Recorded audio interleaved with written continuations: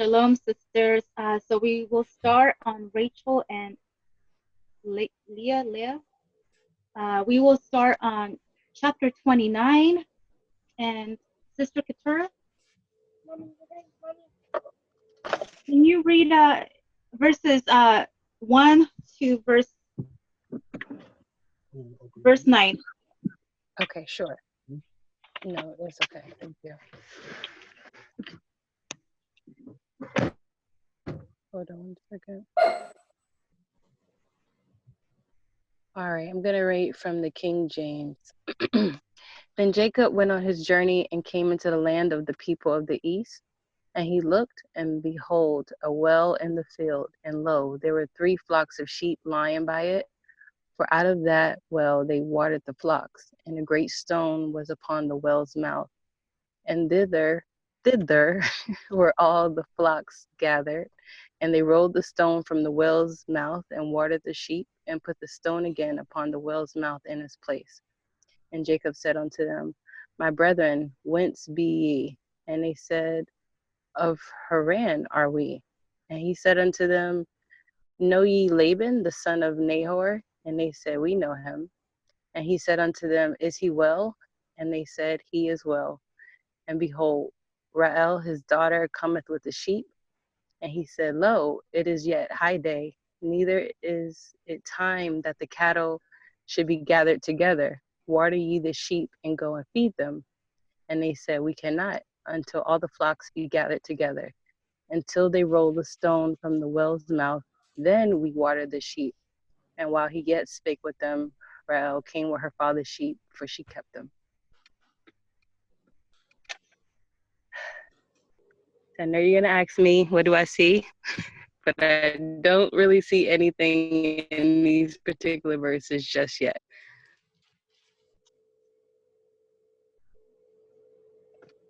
Oh, I can't hear you. Maybe I lost reception again. Maddie, you're muted. Thank you.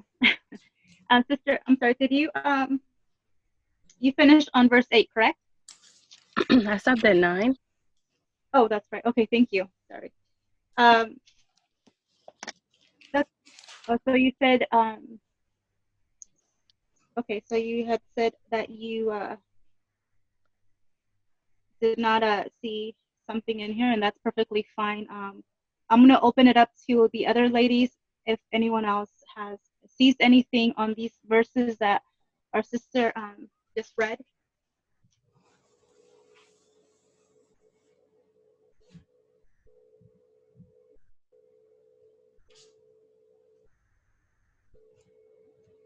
I just wanted to kind of just talk about verse 2. I had read this and I did a little bit of study on verse 2 because what popped out to me was, it says, and he looked, and behold, a well in the field, and lo, there were 3 flocks of sheep lying by it. For out of the well they watered the flocks, and a great stone was upon the well's mouth. I think just from looking at this verse, the word well, it seems like it's brought up quite a bit in the verses in the past chapters that we've read, as far as, things happening around a well of water. And I did a little bit of research, and I saw that in, for instance, in John 4:7, we have the Samaritan woman who speaks to Yahusha. And this was, when it talks about her and Yahusha telling her, I am the well, I am the well of water. If you come to me, you will not thirst. So that was pretty interesting. And then the other one that I came across was on Genesis 16, verses 1 through 14. And this is with Hagar when she fled the face of Rebecca, the face of Sarai, because she was mistreating her.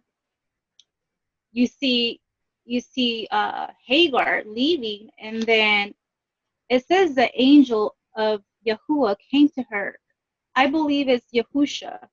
This angel was Yahusha. And this is when Yahusha, and this is around the well as well, a well of water. And Yahusha told, or the angel of Yahuah told Hagar that she was going to conceive. She was going to conceive. And so it's pretty interesting. And then you have Hagar saying the well, she called the well, I'm going to see if I can pronounce correctly, Bir Lahal Meal. I don't know if I said that correctly or not, but that was interesting. I just wanted to point that out, that it's here again we have it's mentioning the well.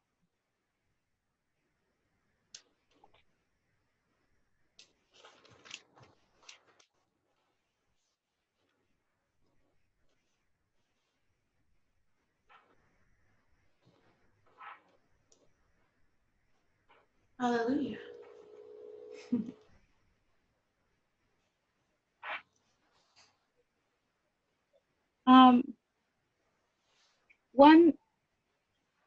One other thing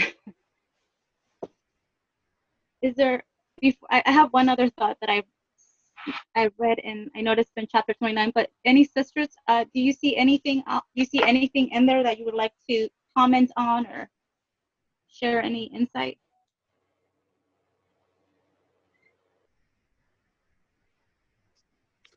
Hi, it's Victoria again.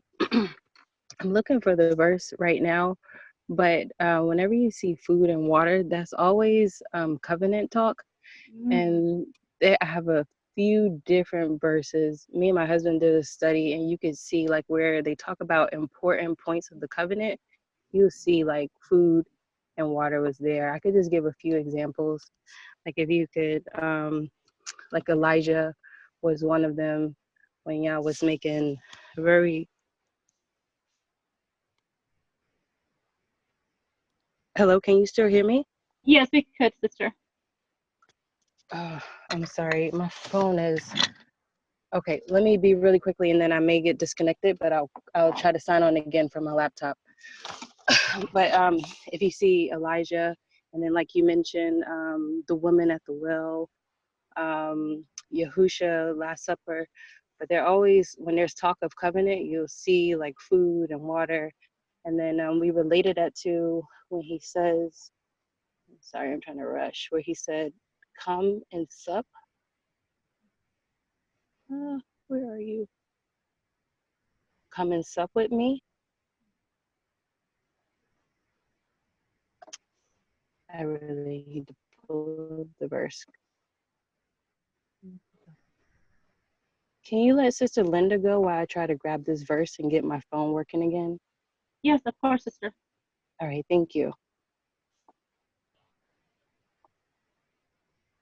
Well, those are some very interesting points you girls are bringing out. I just was going to mention something very simply, that Rachel, I think this is the only time I can remember of there being a female shepherdess.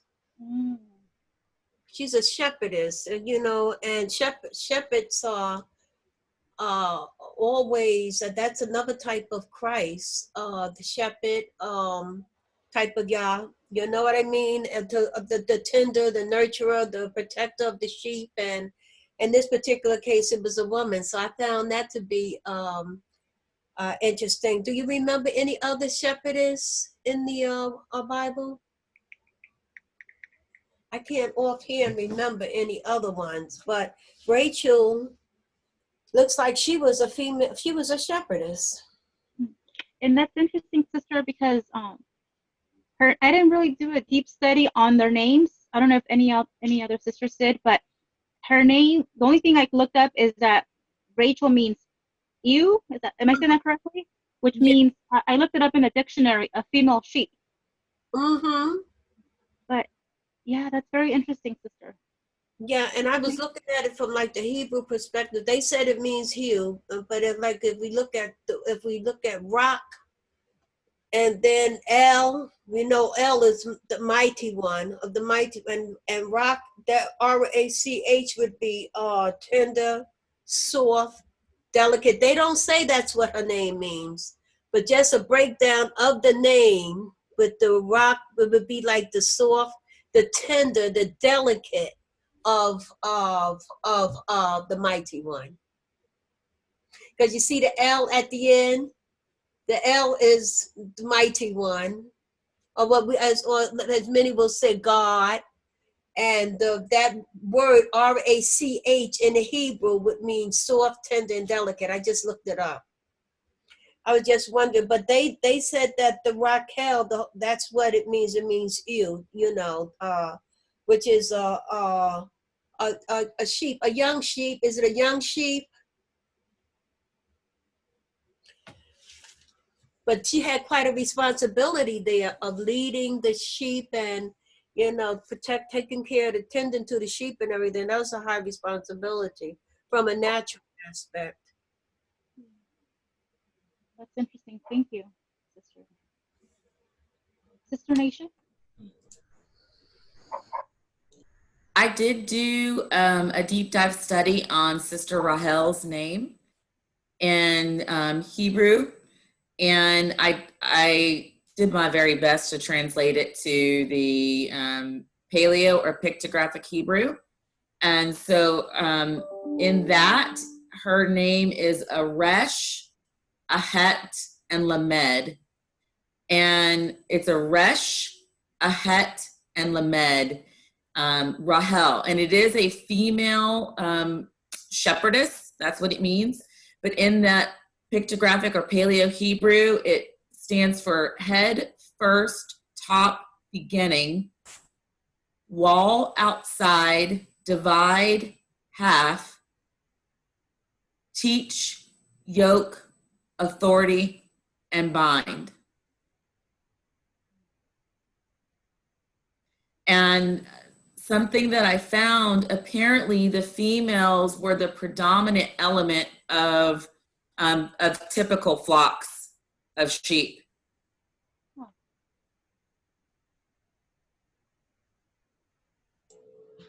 Wow, it's amazing how people live up to their names, because they're named when they're young, you know, and these names have these meanings and they grow to fit them. Like, we've studied several women where the name nails them.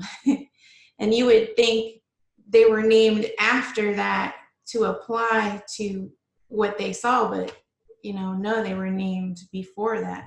It's very interesting.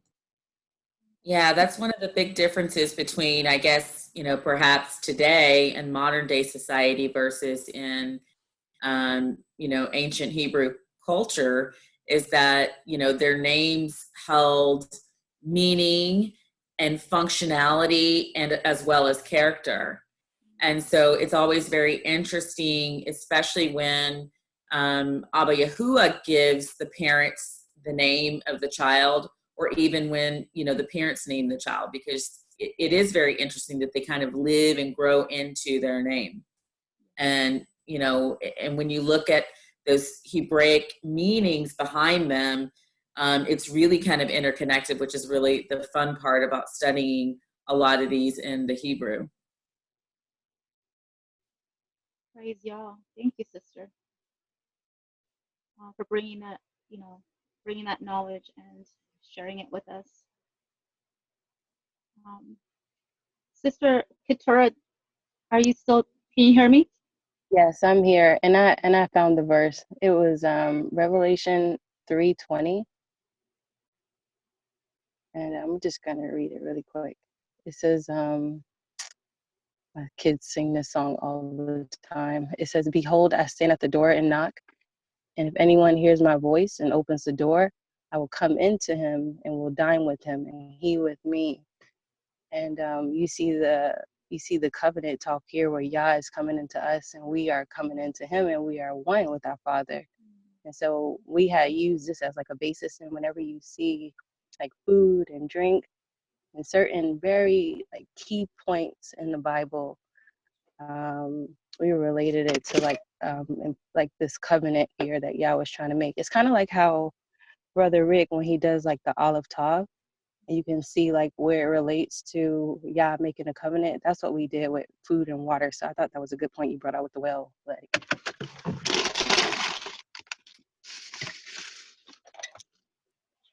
That's beautiful. And that's in Revelation.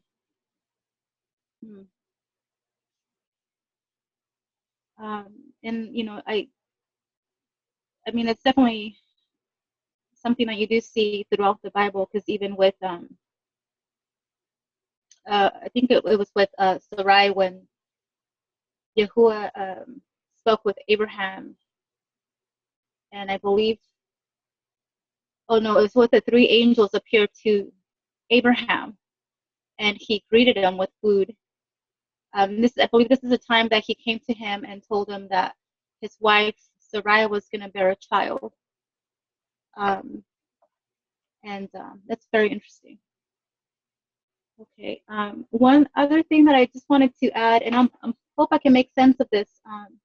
It's interesting because I had and I gathered this from the study on Genesis, and one of the things that they had mentioned was, let me see,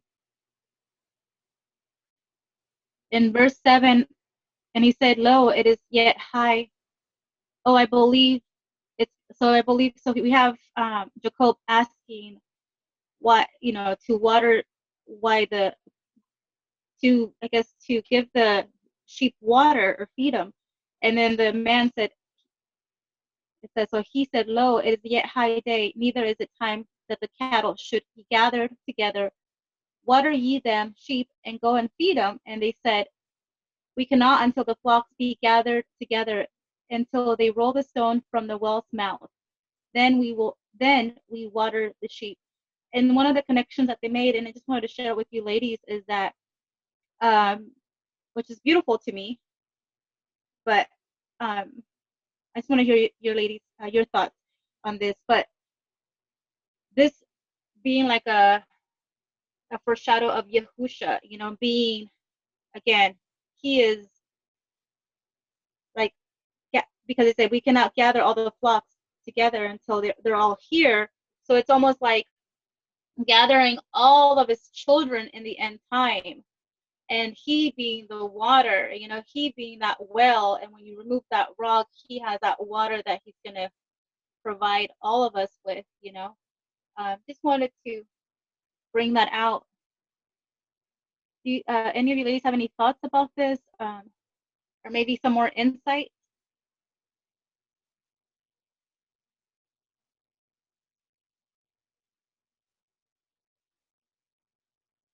I just thought that was very beautiful when I heard that.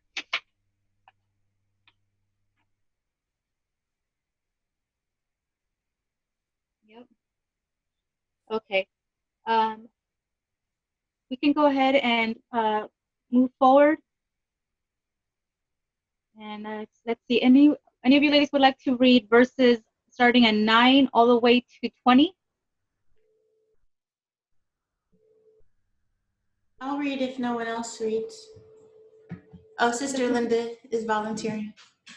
Thank you, sister. Okay, you said 9 to 20? Yes. And while he yet spake with them, Rachel came with her father's sheep, for she kept them. And it came to pass when Jacob saw Rachel, the daughter of Laban or Laban, his mother's brother, and the sheep of Laban, his mother's brother, that Jacob went near and rolled the stone from the well's mouth and watered the flock of Laban, his mother's brother. And Jacob kissed Rachel and lifted up his voice and wept. And Jacob told Rachel that he was her father's brother and that he was Rebekah's son, and she ran and told her father. And it came to pass when Laban heard the tidings of Jacob, his sister's son, that he ran to meet him and embraced him and kissed him and brought him to his house. And he told Laban all these things. And Laban said to him, "Surely thou art my bone and my flesh. and he abode with him the space of a month. And Laban said unto Jacob, because thou art my brother, shouldest thou therefore serve me for naught? Tell me, what shall thy wages be? And Laban had 2 daughters. The name of the elder was Leah, and the name of the younger was Rachel. Leah was tender-eyed, but Rachel, or Rachel, was beautiful and well-favored. And Jacob loved Rachel and said, I will serve thee 7 years for Rachel, thy younger daughter. And Laban said, it is better that I give her to thee than that I should give her to another man. Abide with me. And Jacob served 7 years for Rachel, and they seemed unto him but a few days for the love he had to her. I'm just making the different pronunciations of the names, you know, because there's so many different ones, so just tried to use a couple of them.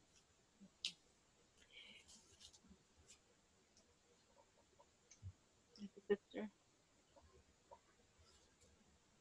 anything that you would like to share with us that you see? Can you Any insight? Oh, okay. Going along with what you were just saying, getting that beautiful revelation, the spiritual aspect of the Torah here, in 29:9, and while he yet spake with them, Rachel came with her father's sheep, for she kept them. And it paints a beautiful picture of those that are faithful and tending to the sheep, those that are the shepherdess and the shepherds that have the compassion and are protecting the others, and all of those, recognizing that they belong to the Father. When she came with the Father's possession, you know, to the well. Y'all got me on this now. It's beautiful. Oh, sister, I love this. Beautiful. It's just so beautiful. Now, this is the way this is Hebrew thought. This is the way the Hebrews did their way of thinking now, this way.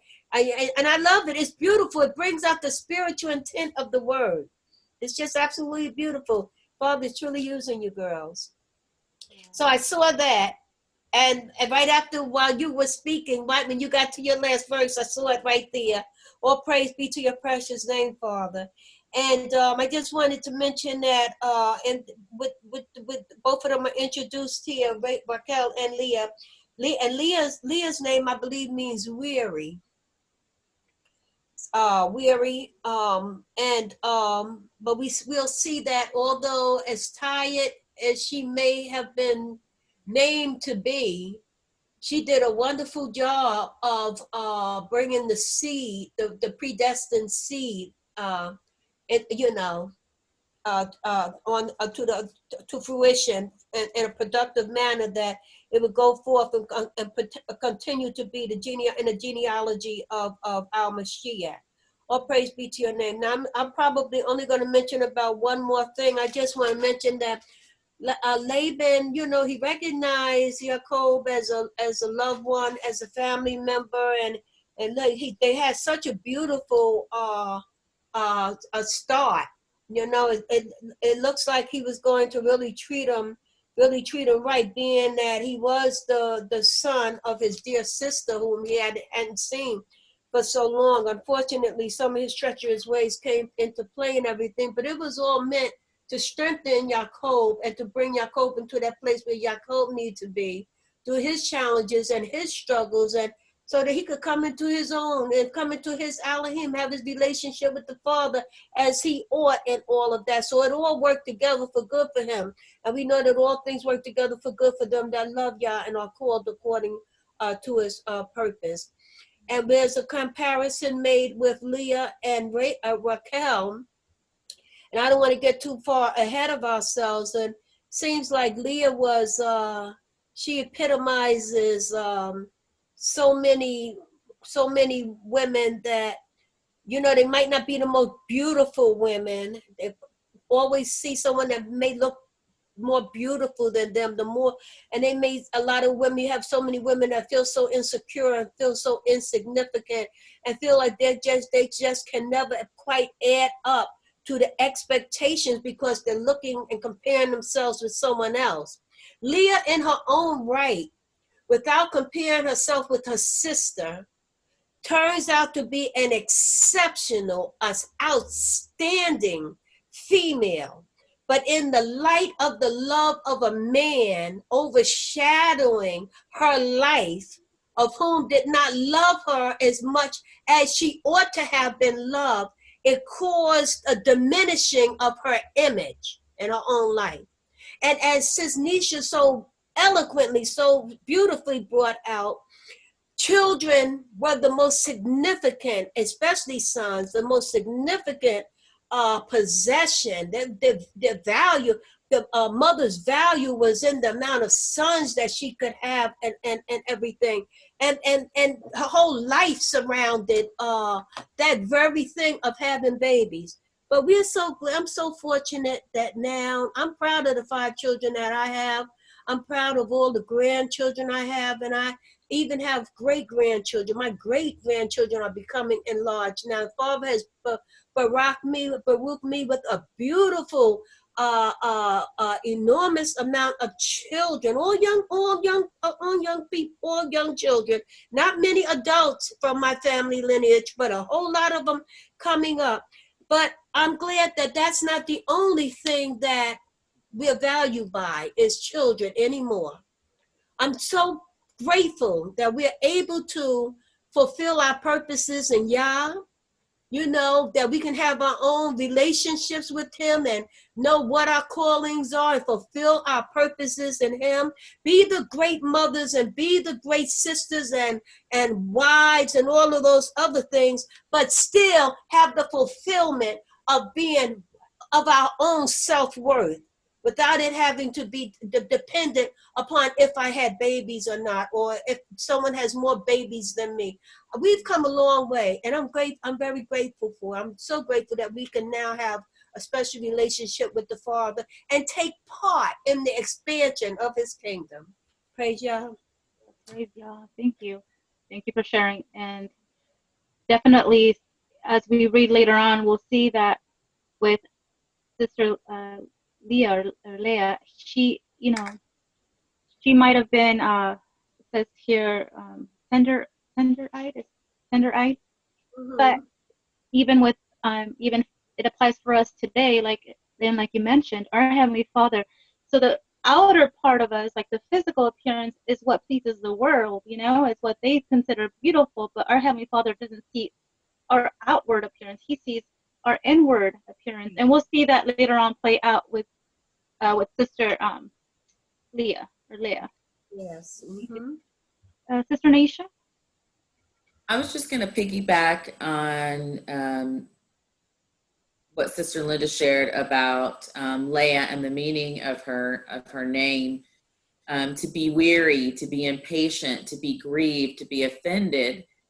And if we kind of flip back to how we were discussing how the Hebrew names are character and a functionality of that individual, and they have meaning, you can see how that carries out later on in the chapter with Sister Leah in regards to how she ends up building up the kingdom, and why Abba Yahuwah, why Yah opens up her womb. It says, and I know I'm jumping ahead a little bit, but it says that he sees that she wasn't as loved as she deserved to be. And so for that reason, and we know that she had really more children with Yaakov than Rahel did. Rahel only had one, technically, if you don't count but I think that's interesting because as a result of what her name means, Yahuwah opened up Leah's womb, and when she starts like naming her children, they're all directly related to her name and what she feels for Yaakov. Interesting. That's very interesting, sister. We're gonna have to go into that, the names. Also, just a side note, we've been talking about Leah and her meaning of her name.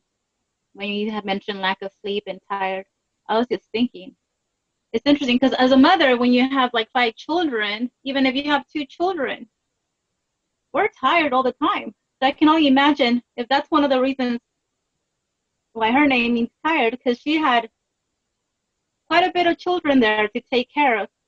And then lack of sleep. Yeah, I can relate to that too. Just a side note, I was just On that side note, Nisha mentioned offended was one of the definitions of her name, and I immediately thought that I could see, her being offended. She marries him, or her father sends her, and then she's more or less rejected. So that's, she definitely was offended, with that experience. So. And what's interesting is that they're sisters, right? And so they grew up together. And, the custom was to always marry the younger daughter before the older one gets married. And so, and I know I'm jumping ahead a little bit, but I wrote in my notes, like, how did Leah really feel? Because I would think that she had to know, because Yaakov spent a month with them before he spoke to Laban about what he wanted. And he told the father, I want Rahel, and I'll work for 7 years to do that. So I would imagine that, they're communicating, they're living under the same roof. And it must have been apparent to Leah that Yaakov wanted Rahel. And so it was interesting to me, and again, I'm jumping ahead a little bit, that she allows her father to let her go into Yaakov. And we know that Yaakov had been feasting.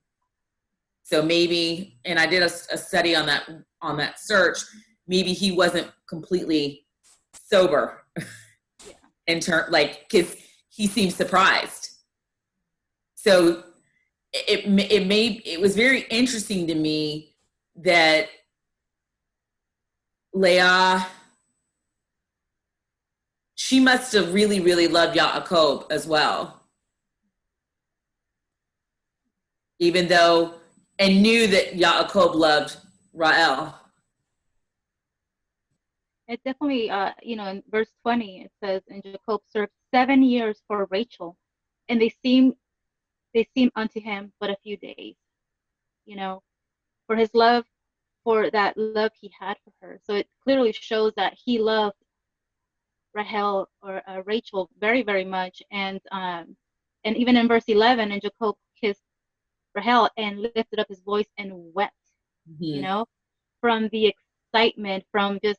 And also, it could also be because he's like, wow, like, here I found someone that my father and my mother want. Even before that, he knew, because they told him, oh, here comes, where does it say? It says, Rachel came with, I forget where it is, but I believe they when Jacob was talking to the man, I don't know if it's a man or more than one, but they told him, here comes Rachel, so he already knows who she is, even before they start talking. He knew who she was, and I believe, correct me if I'm wrong, but I think they also let him know who she is, as far as whose daughter she belongs to. So it's just interesting to me, because he weeps. It could be like, well, I have this beautiful woman, excitement, and also because she is a daughter of Laban, which is his mother's mother's brother. And also because she's really beautiful. Exactly, yeah. She was really, really beautiful. And Leah was probably like Sister June and Linda were saying, was probably not that physically attractive as her sister. And they were. Am I understanding correctly that Rachel and Leah were the cousins? Was Jacob's cousins? Is it okay? Well, interesting that in Hebrew, oftentimes the word brother or akh is used to describe a number of things. It's used to relate to actual physical brother, or a relative, or a resemblance. So like in a figurative speak, like, hey bro, like that. So, and that's interchangeable in Hebrew. But I always was under the understanding that in the very beginning, Yasharal intermarried quite a bit. And also Laban is Rachel's brother, so they're first cousins. Yes. But they're moving forward. Before it was half sisters, half brother and sister that they would marry into, like Abraham and his wife, right? They were half brother and sister.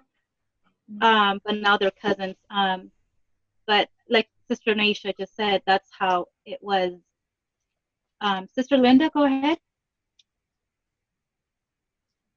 Yeah, because yes, like you said, Laban and Rebecca, they were sister and brother. So these were first cousins. Yeah. You know, these were first cousins. But they just like you're saying, a whole lot of that. That's how they multiplied. They stayed within. They made sure they stayed within the family line, and that's what they did for a long time there. But what I wanted to mention was, the 7-year period. Now, when Yaakov went to Laban, and you know he had to work a whole 7 years before he even got Rachel. So now this is a long 7 years that he's there with them working, and I'm sure, as you girls said, Leah probably fell in love with him also. Mm-hmm. And I think what maybe might have happened during this 7-year period, the father, Laban, was probably waiting to see if Leah would, in fact, someone would come along and marry Leah. So it wasn't predetermined from the beginning that, well, he wants Rachel and we're going to have to give him Leah because she's the oldest and this and the other. But at the end of that 7 year, Leah still had not gotten married. So this is why I think he had to push that in there first and everything. But during that 7 years, it seemed like somebody would have peeped him and, you know, told him, hey, Yaakov, you don't know how they do things around here. I'm going to tell you something. Leah don't get married. You're going to have to marry Leah first. See, like some of the workers or somebody would have told something. You know, it's interesting because there's something going on here with, you know, Laban. Like he has, it almost feels like he, and we can go into, I think we need to jump into the next 10 verses, but it just sounds like he's just being Laban, you know, he's just trying to get some work out of. He's a shady dude, and this is like foreshadowing. This is like foreshadowing his character. I don't know if we should look up the word Laban. But it's the beginning of a pattern that we will see, you know, and the interesting thing is how Yah continues to favor Yaakov because of the promise, and despite what, you know, Laban tries to do, things like Sister Linda said earlier, you know, all things work to good according to those, you know, and so you wonder, you know, was Laban called according to Yah's purpose too? You know, that's a thought. That's something I wonder, you know, when it's two people that love Yah like that. Okay, so we can move forward and start reading. Sister Naisha, we'd like to read the next verses 21 to 30. Sure. Then Yaakov said to Laban, "Give me my wife, for my days are completed, and let me go into her." And Laban gathered all the men of the place and made a feast. And it came to be in the evening that he took Leah, his daughter, and brought her to Yaakov, and he went into her. And Laban gave his female servant Zilpah to his daughter Leah as a female servant. And in the morning it came to be that, see, it was Leah. So he said to Laban, "What is this that you have done to me? Was it not for Rael that I served you? Why then have you deceived me?" And Laban said, "It is not done this way in our place, to give the younger before the firstborn. Complete the week of this one, then we give you this one too, for the service which you shall serve with me still another 7 years." And Yaakov did so and completed her week. Then he gave him his daughter Rael too as a wife. And Laban gave his female servant Bilhah to his daughter Rael as a female servant. To 29, right? You're muted, laddie. Sorry. Verse 30. Oh, my bad. And he also went into Rael, and he also loved Rael more than Leah, and he served with Laban still another 7 years. Okay, I have a couple thoughts. And so when I was reading it during my own personal study, I asked Yah, I was like, why was it 7 years? Like, what's the significance of 7 years? Because that's a long time. 7 years is a long time. And so the word seven is Strong's H7651, and it's pronounced Sheba. And the root word for Sheba is Shaba, which is to swear, to charge, to take an oath. So in essence, 7 is significant. Oh, wait, here we go back to the covenant. 7 is significant to covenant. So if you think about it, there's 7 days in a week, and then we rest on the 7th day, the Shabbat. Praise Yah. The rainbow, which was a covenant for Abba Yahuah, that he would never flood the world again. There's 7 colors in the rainbow. Covenant, agreement. And then guess what, ladies? There's 7 feast days or appointed times, festivals, covenant. So it kind of circles back, and again, at first I didn't understand this. And then he opened this up for me, and I was like, wow, that's serious. Now I understand, why he tells us to, forgive our brothers 70 times, 7 times 70, 77, or, and that basically means always be forgiving, and it's in a covenant that we make. Wow. Yeah. That's amazing, sister. And it's interesting that you say 7. There's 7 in the rainbow. There's 7 colors, and you have, again, Hasatan. He has, just really quickly, it's interesting that you said, like, I just want to share this thought, is that he also has a rainbow. He perverted his rainbow, but his only has 6 colors, not 7, only 6. And so it's very interesting. And then in Revelation, you have Yahusha coming back on the 7th trumpet, 7 vial, and 7 seal, 777. And Hasatan coming on the 666, right before Yahusha. But that's beautiful. Thank you for sharing. On that note of covenant, from what I understand, it's like a contract, and so, and I'm still learning the Hebrew culture, but I'm trying to understand. It seemed like Laban didn't keep his part of the bargain. Like if it was a legit covenant, because he's like, oh, this isn't, the way we do it here. Well, wouldn't you have mentioned that in the terms when you were discussing the agreement? Because the agreement was 7 years equals Rachel is my wife. And it's like he waits to the end of it, like, oh yeah, that's just not how we do it here. Yeah. What's so cool about it, though, is Yaakov still works. He ends up working for Laban for what, 21 years? 21 years, 777, yeah. Well, and go ahead. he doesn't I guess he really wanted Rachel, but he doesn't really complain too much. He just like, all right, I guess I'll, and I thought it was interesting that the father, when Laban responds to him, he doesn't say work another week, but when you look up that word week, it's directly related to the word 7, for covenant. So they're all interchangeable there.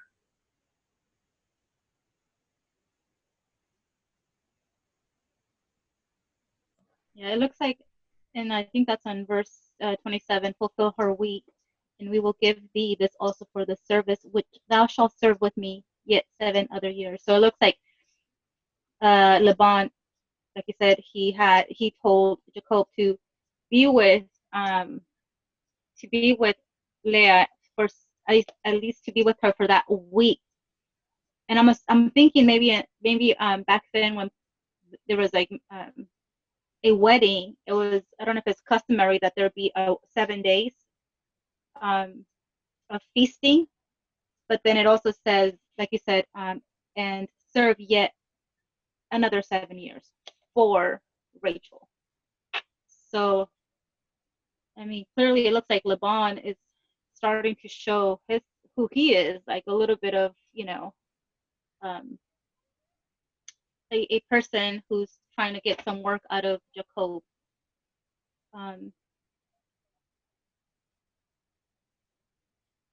Sister Linda? Yeah, we really see Jacob transforming into, he's maturing and everything, because after he fulfilled that week, after the week of that marriage festival, the marriage celebration, when he did get Rachel, he could have hightailed it up out of there then. He could have said, I got my wife, I'm out of here, because I'm not working another 7 years for, you know what I mean? But he kept his end, as June was talking about the covenant. Yeah. Did we lose her? I think we did. All right, we'll come back to Sister Linda. And everything that he went through, and keep learning to be not a deceiver and a manipulator, but to walk as a man of integrity. He eventually came into his own right, and from a spirit, matured spiritually as he ought, into the order of, I think it wouldn't be fair to say the order of Mashiach, because nothing compares with that. But in this particular, the types of Christ, he fulfilled his order in that particular right. Wow. I like that, Sister Linda, that you brought that out, the maturity of Jacob. It's very interesting. I didn't notice that. And, in verse 25, one thing that caught my attention was when Jacob says, and it came to pass that in the morning, behold, it was Leah. And he said to Laban, what is this thou hast done unto me? Did not I serve with thee for Rachel? Wherefore then hast thou beguiled me? And the word beguiled, I looked it up, and it tricked me. It's H7411. You tricked me. Mm-hmm. And betrayed. I think the word is betrayed. But it's interesting because he beguiled him. It's almost like, and he tricked him, almost like similar to what Jacob did with his dad, his father. He tricked him. to thinking that he was Esau. So it was just an interesting comparison. Sister Naisha? To piggyback on what you said, Sister Letty, he tricked him on a couple of different levels. Like what Sister Linda was talking about in terms of just bringing Leah instead of bringing Rahel and not kind of saying anything. I think Sister June was commenting on that. But I was confused at first because I was like, but wait a second. These are sisters. They're clearly physically different. How did he not know? How did he not know? So I kind of backed up in scripture. I was like, guys, no. They know. And he's been waiting for 7 years to get his bride. That's a long time. And so when I backed up and it said that Laban, he gathered all the men of the place or like of the town and made a feast. And when you look at that word feast in Hebrew, it's the H8354 and it's a mishla. I don't know if I'm saying that right, but it's a banquet and it says to drinking. So he got Yaakov wasted probably, which is why he didn't know it was Leah.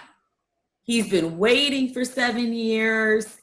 It's dark and he's drunk. So essentially he threw him a bachelor party. This is probably the world's first bachelor party. I mean, who knows, at least in record. But he got him drunk. So he deceived him that way too, because he purposefully gathered these men together to throw this party to get him drunk, kind of knowing that he was going to bring his daughter Leah in. Yeah, I agree with that. It's funny you say that. There's actually a movie about, I'll have to find it for you ladies. I think it was on Netflix or something like that. And that's exactly what they depicted, that Jacob was drunk and went into the tent and it was dark and he did not realize. But what was interesting in the movie is that Leah recognized it and she was questioning, like, should I be doing this? This doesn't seem right. Like she had a lot of reservations about it. Because you got to imagine, she knew it was supposed to be the sister, but she went through with it. So But she loved him.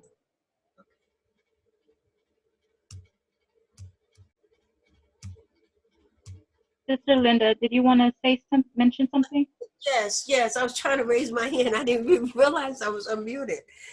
Okay, so and then if this is the case, okay, because just like as Sis Nisha just pointed out in 29 and 22, and Laban gathered together all the men of the place and made a feast. Okay, so we know that the wedding feast, as you was talking about earlier, Sis Leticia, and now since this is the case with the wedding feast, we know that this must have been the beginning of the wedding feast here.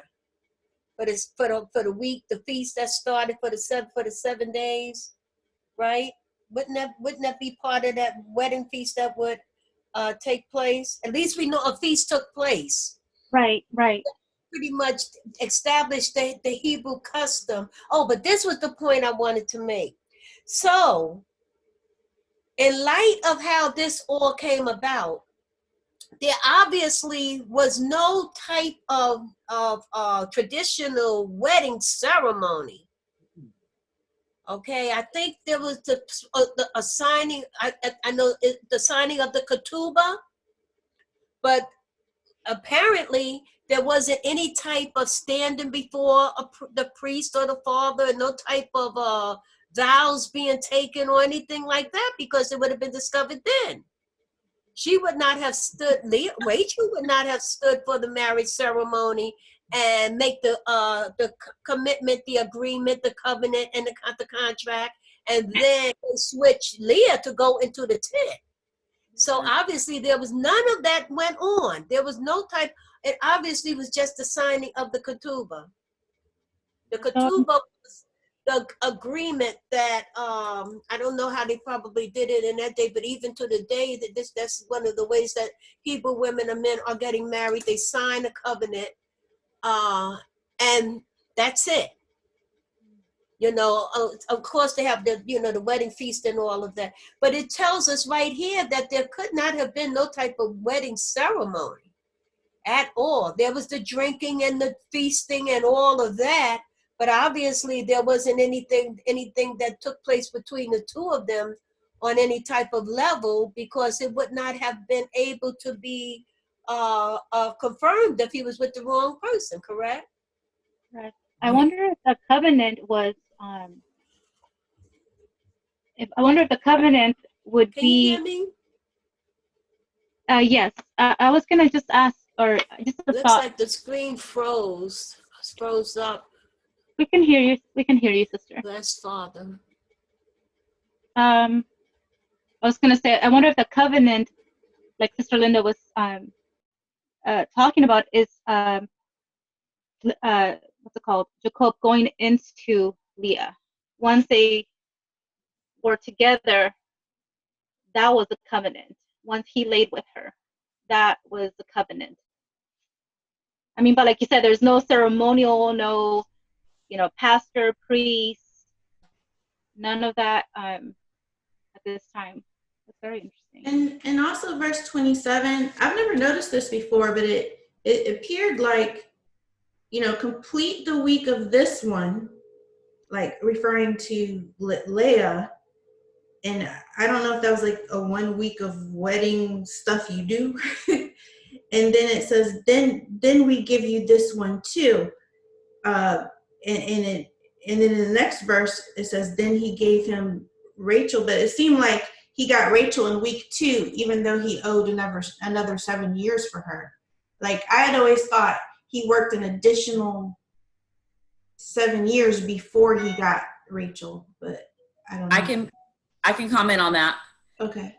When you look at the Hebrew word, okay, H7620, Strong's H7620, Shabuah, the word week, 7, covenant, and year are all interchangeable.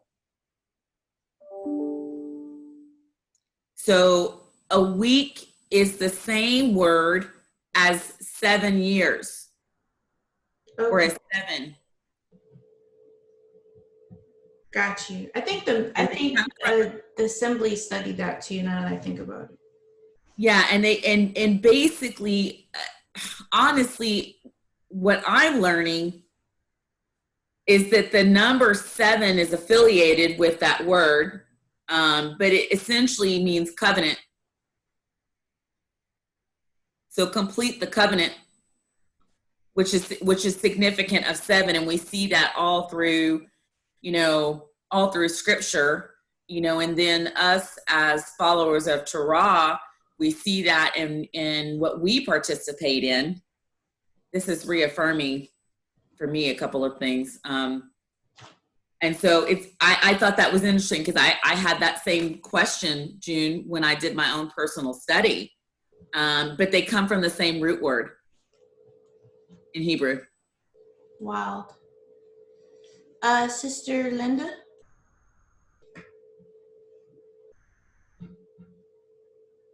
Are you with us? Can you hear me? Yes, ma'am.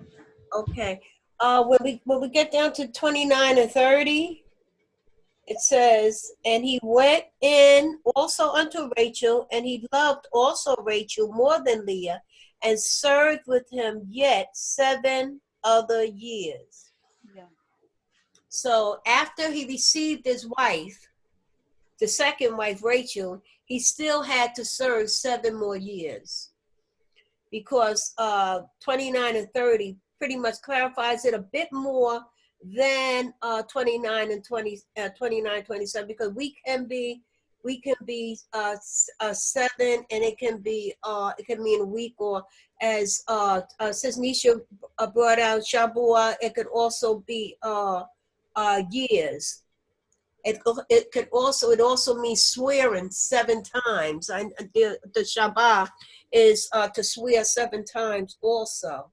But it clarifies it a little bit more for us when we get down to 29 and 30, because it tells us, and he went in also unto Rachel, and he loved also Rachel more than Leah, and served with him yet 7 other years. So it appears that this all occurred 1 week after the first marriage, but he still had to serve the additional 7 years for the wife that he was given, for the second wife that he was given. Praise Yah. And it's interesting, sister. I just wanted to add on. This here got me really confused as far as how many years he served Laban, because you have, like you had mentioned, 7 years for Rachel, but then he got deceived. So then he served another 7 years, this time for Rachel again. But then in verse 30, it talks about serving yet another 7 other years. But this is a very deep, these verses are very deep. I feel like there's a lot into this. But I did want to mention in Genesis 31 through 41, it mentions how long he was with Laban. So in let me see, 31, it says that he let's see, that he served him. Actually, in verses 31 and 38, it says, 20 years have I been with thee. So the ewes and thy she goats have not cast their young, and the rams of thy flock have I not eaten. This is when he leaves, Jacob leaves Laban, and takes with him Rachel and Leah. But it's just interesting because here it says that he was with them for 20 years. And then it goes on and talks about that he served them 14 years. What for scripture, sister? Where are you? I'm sorry. Sorry, I found this in Genesis 31, chapter 31, verses 38. That it shows how it tells how long Jacob was with Laban, which was 20 years, according to this verse. And then further, it talks about Jacob serving him 14 years, and 7 years for Rachel, and I guess 7 years for Leah, and then 6 years for the cattle. And I don't know, it's just very, I got this here, these verses, like you ladies have brought out, there's so much in that, it's just very interesting. There's so much in there. But we're out of time. Is this a good bookmark?